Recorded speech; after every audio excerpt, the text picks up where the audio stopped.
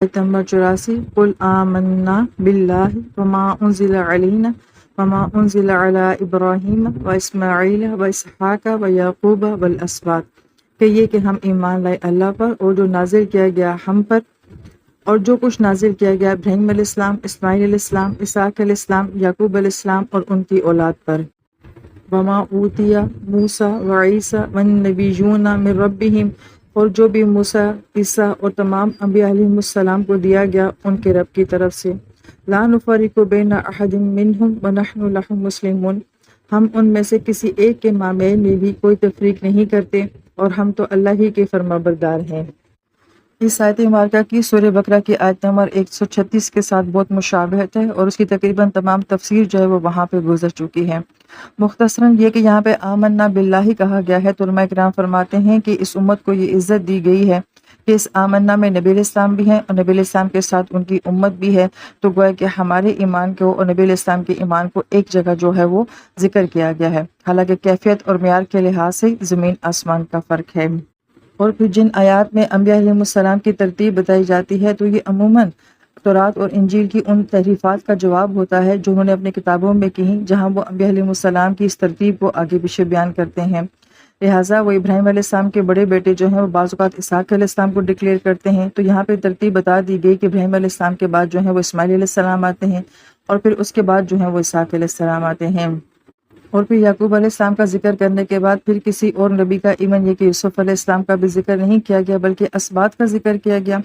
اور اسباط جو ہے وہ سب سے ہے، اور سب جو ہے وہ کسی لمبی اور موٹی چیز کو کہا جاتا ہے، یعنی کہ وہ چیز جس کو کسی چیز کے ساتھ بطور ایکسٹینشن لگا کے لمبا کیا گیا ہو، لہذا سب سے مراد اولاد اور اولاد کی اولاد اور اولاد کی اولاد مراد ہوتی ہے۔ پھر یوسف علیہ السلام اور موسیٰ علیہ السلام کے درمیان میں تقریباً 3 یا 4 صدیوں کا فرق جو ہے وہ بیان کیا جاتا ہے، اور موسیٰ علیہ السلام یقیناً جو ہے وہ یوسف علیہ السلام ہی کے خاندان میں سے تھے، اور بعض مفسرین نے کہا کہ فرعون کے بعد اچھی طریقے سے جانتا تھا، لہٰذا یوسف علیہ السلام کے بارے میں سب جانتے تھے کہ انہوں نے مصر کو بچایا تھا، تو پھر موسیٰ علیہ السلام جو ہے وہ مصر کو تباہ کیسے کر سکتے ہیں، تو فرعون کے دربار میں یہ ڈیبیٹ بھی ہوا کرتی تھی۔ پھر موسیٰ علیہ السلام اور عیسیٰ علیہ السلام کے درمیان میں تو کافی نبیوں کا سلسلہ آتا ہے، مگر یہاں پہ وہ ذکر نہیں کیا گیا۔ اس کی ایک وجہ یہ بیان کی جاتی ہے کہ موسیٰ علیہ السلام کو ماننا گویا کہ عیسیٰ علیہ السلام کو ماننا ہے، عیسیٰ علیہ السلام کا ماننا گویا کہ موسیٰ علیہ السلام کو ماننا ہے۔ پھر آیت مبارکہ میں یہ کہا گیا ہے کہ ہم کسی نبی کے درمیان میں کوئی فرق نہیں کرتے ہیں۔ اس کا اندازہ تو قرآن سے لگایا جا سکتا ہے کہ قرآن میں جتنے نبیوں کا ذکر کیا گیا ہے سب کا عزت اور احترام کے ساتھ ذکر کیا گیا ہے، اور ہر نبی کا ایک مقام جو ہے وہ بتایا گیا ہے۔ ایون یہ کہ ہم کچھ نبیوں کا دیکھتے ہیں کہ بچپن بھی سنایا گیا، بچپن سے پہلے جو ان کے بارے میں دعائیں مانگی گئیں وہ بھی قرآن نے بتائی ہیں، اور پھر ان کی جوانی کو بھی سنایا گیا۔ ہم یہ دیکھتے ہیں کہ نبی علیہ السلام کے بچپن کے بارے میں تو قرآن نہیں کہتا، بلکہ نبی علیہ السلام کا تذکرہ واقعات کی صورت میں کتاب میں بہت کم ملتا ہے، جبکہ باقی نبیوں کے تذکرے جو ہیں وہ قرآن میں بہت زیادہ ملتے ہیں۔ بعض علماء کرام نے فرمایا کہ 70 مرتبہ، بعض نے اس سے بھی زیادہ کہا ہے کہ موسیٰ علیہ السلام کا تذکرہ قرآن پاک میں موجود ہے، عیسیٰ علیہ السلام کا 25 مرتبہ موجود ہے، اور اسی طریقے سے باقی انبیاء کے تذکرے یعنی کہ ابراہیم علیہ السلام کا کتنا تذکرہ ہے، اس طرح نام لے کے تو نبی علیہ السلام کا تذکرہ جو ہے وہ قرآن میں ایسے بیان نہیں کیا گیا ہے۔ اس سے اندازہ ہوتا ہے کہ ہر نبی کا احترام اور مقام جو ہے یہ ہمارے بیسک عقائد میں شامل ہے۔ پھر آیت مبارکہ سے دعوت دینے کا ایک اہم نقطہ یہ بھی بیان کیا جاتا ہے، چونکہ ہماری کتاب میں ہر نبی کا تذکرہ ہے، لہٰذا اگر ہم یہودی کے پاس جا کے دعوت دیں گے تو اس کو قرآن سے جو ہے موسیٰ علیہ السلام کو سنا دیا جائے، اگر ہم عیسائیوں کو جا کے دعوت دیں گے تو قرآن سے جا کے مریم علیہ السلام و عیسیٰ علیہ السلام کو جو ہے وہ سنا دیا جائے۔ اسی طریقے سے اگر ہم کسی بھی مشرک کو جو ہے وہ دعوت دیتے ہیں جو اپنے آپ کو ابراہیم علیہ السلام کی طرف منسوب کرتا ہے، تو ہمارے پاس قرآن میں ابراہیم علیہ السلام بھی ہیں۔ ایون یہ کہ بعض اہل علم جو ہیں جو کہ اب جدید اسکالر میں شمار کیے جاتے ہیں، وہ یہ کہتے ہیں کہ ہندوؤں میں جو برہما کا یا براہمن کا جو تصور پایا جاتا ہے دراصل میں ابراہیم علیہ السلام کی ہی بدلی ہوئی شکل ہے، اور جیسے وہ منو ماہ نو جسے کہتے ہیں وہ دراصل میں نو علیہ السلام ہی کی بدلی ہوئی شکل ہے۔ جیسے جیسے تحقیقات آگے آتی جا رہی ہیں، یہ جو آریہ مذہب ہے اس کا سلسلہ جو ہے وہ پیچھے کہیں عرب کے ساتھ ہی جو ہے وہ جوڑا جاتا ہے، تو گویا کہ ہمارے پاس الحمدللہ قرآن کی صورت میں ایک ایسا علم کا ذخیرہ موجود ہے کہ ہم ہر قوم سے جو ہے وہ اس کی ماضی اور اس کے تاریخ کے مطابق جو ہے اس سے بات کر سکتے ہیں اور اس کو دعوت دے سکتے ہیں۔ یہی وجہ ہے کہ ہمارے استاد یہ کہا کرتے تھے کہ ہمیں جب کبھی غیر مسلموں کے سامنے بات کرنے کا موقع ملتا ہے تو وہاں پہ وہ پادری جو کہ حقیقت کو جانتے ہیں، جب ان کے سامنے قرآن سے ابراہیم علیہ السلام کو سنایا جاتا ہے، مریم علیہ السلام کو سنایا جاتا ہے، تو جیسے نجاشی بادشاہ جو ہے وہ رو پڑا تھا، اس طرح آج کے بھی جو اسکالر ہیں وہ بھی رو پڑتے ہیں، اور پھر وہ بعد میں آ کے یہ سوال کرتے ہیں کہ آپ ابراہیم علیہ السلام کو اتنا بہتر کیسے جانتے ہیں، مریم علیہ السلام کو آپ اتنا بہتر کیسے جانتے ہیں، موسیٰ علیہ السلام کی زندگی کے یہ سارے واقعات آپ کیسے بتا رہے ہیں؟ تو ہم انہیں کہتے ہیں کہ ہم اپنے قرآن سے بتا رہے ہیں۔ پھر جا کے ان کے اندر کہیں شوق پیدا ہوتا ہے کہ اچھا یہ کتاب اتنی ٹروتھ پہ بات کرتی ہے، سچائی پہ بات کرتی ہے، پھر وہ اس کتاب کو پڑھنا شروع کر دیتے ہیں۔ تو گویا کہ ہمارے پاس بہت خوبصورت مواد جو ہے وہ ایسی آیات کی صورت میں موجود ہوتا ہے جس سے غیر مسلم کو دعوت دی جا سکتی ہے۔ آیت نمبر 85 میں اللہ تعالیٰ فرماتے ہیں وَمَن يَبْتَغِ غَيْرَ الْإِسْلَامِ دِينًا فَلَن يُقْبَلَ مِنْهُ، جو کوئی اسلام کے سوا کوئی اور دین اختیار کرنا چاہے گا تو وہ اس کی جانب سے قبول نہیں کیا جائے گا، وَهُوَ فِي الْآخِرَةِ مِنَ الْخَاسِرِينَ، اور پھر آخرت میں وہ خسارہ پانے والوں میں سے ہو کر رہے گا۔ اب اس آیت مبارکہ کو اگر پچھلی آیت مبارکہ کے ساتھ دیکھا جائے، تمام انبیاء کو بیان کرنے کے بعد، ان کا سب دین جو ہے وہ بیان کرنے کے بعد، اب یہاں پہ یہ کہا جا رہا ہے کہ جب اصل جو ہے وہ اسلام ہے، فطرت جو ہے وہ اسلام ہے، تو اب اگر کوئی یہ کہے کہ میں اسلام کے علاوہ کسی اور دین کو اپنا دین بنا لوں تو اس سے یہ ہرگز قبول نہیں کیا جائے گا۔ یہاں پہ یبتغی کا جو لفظ آتا ہے یہ باب افتعال سے ہے، اور باب افتعال میں معنی ہوتا ہے کسی چیز کو بڑی کوشش اور شدت کے ساتھ کرنا۔ تو یہاں پہ یہ کیا معنی دے رہا ہے کہ کون جو ہے وہ اتنی شدت اور کوشش کے ساتھ جو ہے اسلام کے علاوہ کسی دوسرے دین کو جو ہے وہ اختیار کرنا چاہے گا؟ تو اس کی ایک کیفیت علماء کرام نے یہ بیان کی ہے کہ وہ لوگ جو کہ یہ جانتے ہیں کہ دین اسلام سچا مذہب ہے۔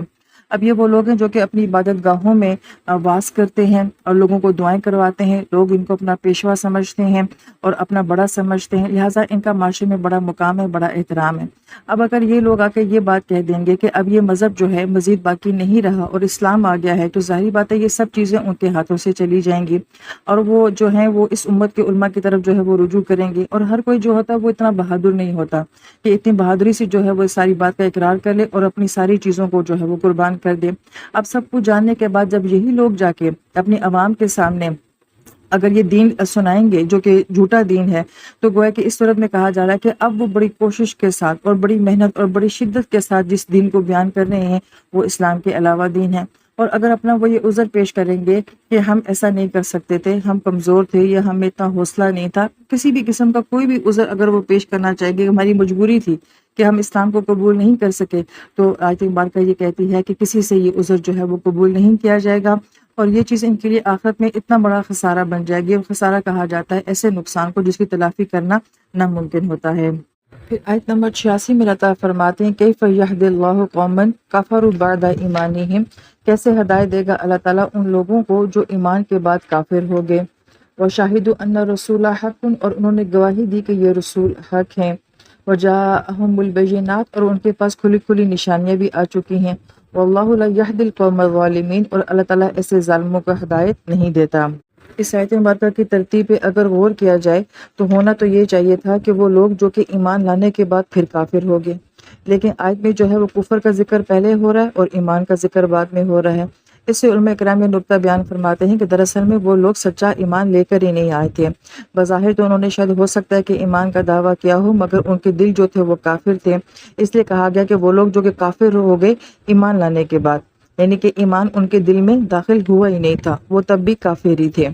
اور پھر اس کے بعد جو ہے وہ رسول علیہ السلام کی شہادت کی بات کی جا رہی ہے، اور شہادت تو اس چیز کی دی جاتی ہے جو آپ کے سامنے ہوتا ہے، تبھی تو آپ گواہی دے سکتے ہیں۔ تو ان لوگوں نے تو اپنی آنکھوں سے نبی علیہ السلام کو دیکھا، ان کی ہر نشانی، ہر علامت کو دیکھا، اچھی طریقے سے آپ علیہ السلام کو جان لیا، اور پھر انہوں نے یہ سب کچھ اپنی کتابوں میں پہلے سے پڑھا ہوا بھی تھا، تصدیق بھی ہوگی نبی علیہ السلام کو دیکھنے سے، مگر اس کے باوجود جو ہیں یہ لوگ ایمان لے کر نہیں آئے۔ اب نبی کا آنا، نبی کو براہ راست اپنی آنکھوں سے دیکھنا، یہی بہت بڑی بات تھی، مگر پھر آیت میں کہا جا رہا ہے جاءہم البینات، کہ یہی نبی جو ہیں ان کے سامنے بینات بھی لے کر آئے، یعنی کہ نبی علیہ السلام ان کو قرآن سنا رہے ہیں، تو براہ راست ایک نبی سے قرآن کا سننا یہ ایک بہت بڑی بینہ تھی، بہت بڑی دلیل تھی۔ پھر اس لیے آیت کے آخر میں کہا جا رہا ہے کہ واللہ لا یہدی القوم الظالمین، کہ اللہ تعالیٰ ہدایت نہیں دیتے ہیں پہلی بات تو ہدایت کے نہ دینے کو جو ہے وہ فعل کے ساتھ بیان کیا ہے، اسم کے ساتھ بیان نہیں کیا، اور اس کی وجہ بھی کیا ہے کہ فعل کے ساتھ بھی کیوں بیان کیا ہے کہ ظاہری بات ہے ان کا جرم ہی اتنا بڑا ہے کہ نبی علیہ السلام کو دیکھنے کے بعد، براہ راست ان سے قرآن سننے کے بعد، سب کچھ جاننے کے بعد